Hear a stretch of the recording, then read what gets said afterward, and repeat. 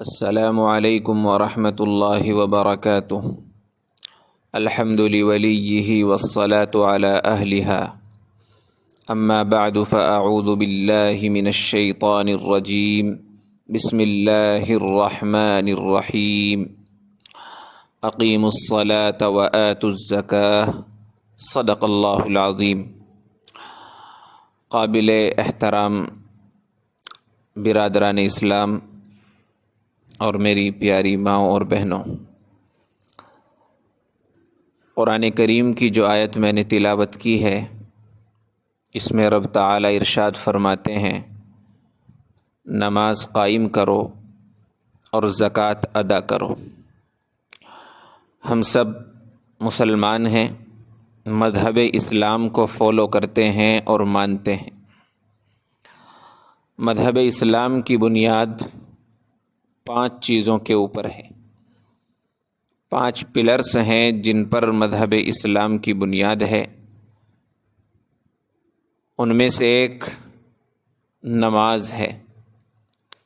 نماز کے بارے میں آپ جانتے ہیں کتنی اہم عبادت ہے، ہر عاقل بالغ مسلمان مرد عورت پر فرض ہے۔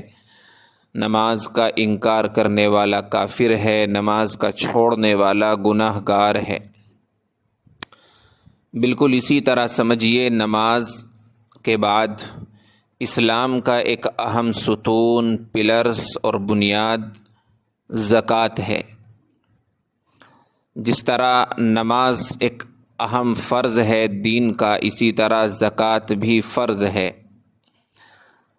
زکوٰۃ کا انکار کرنے والا بھی کافر ہے۔ زکوٰۃ فرض ہونے کے باوجود زکوٰۃ ادا نہ کرنے والا سخت گناہ گار ہے۔ اس لیے ہمیں زکوٰۃ کے مسائل، زکوٰۃ کے احکام کو سیکھنا چاہیے، سمجھنا چاہیے، اور سیکھ کر سمجھ کر اپنی زکوٰۃ صحیح طریقے پر ادا کرنی چاہیے۔ یاد رکھیے، زکوٰۃ ادا کرنے سے مال کے اندر برکت اور اضافہ ہوتا ہے، زکوٰۃ ادا نہ کرنے سے مال کم ہوتا ہے اور وبال جان بن جاتا ہے، عذاب بن جاتا ہے، برکت اللہ کی طرف سے اٹھا لی جاتی ہے۔ خوش نصیب عقل مند لوگ زکوٰۃ ادا کرتے ہیں، کنجوس، بخیل اور مال اور دنیا سے محبت کرنے والے لوگ زکوٰۃ سے منہ موڑ لیتے ہیں اور طرح طرح کے بہانے بناتے ہیں۔ فی الحال میں آپ کو یہ بتانے جا رہا ہوں، زکوٰۃ کن لوگوں کے اوپر فرض ہوتی ہے۔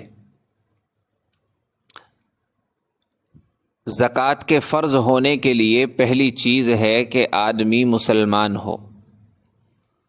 کافر پر زکوٰۃ فرض نہیں ہوتی ہے۔ دوسری شرط ہے عقل مند ہو۔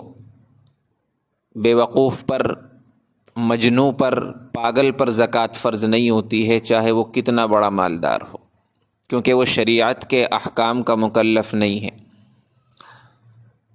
تیسری شرط ہے وہ شخص آزاد ہو، کسی کا غلام نہ ہو، اور اب تو سب آزاد ہی ہیں، غلام کوئی نہیں ہے۔ اسی طریقے سے ایک شرط یہ ہوتی ہے بالغ ہو، لہذا نابالغ بچوں پر زکوٰۃ فرض نہیں ہے، اگرچہ ان کی ملکیت میں کتنا بھی مال ہو۔ تو مسلمان ہونا، عقل مند ہونا، بالغ ہونا، ان لوگوں پر زکوٰۃ فرض ہے۔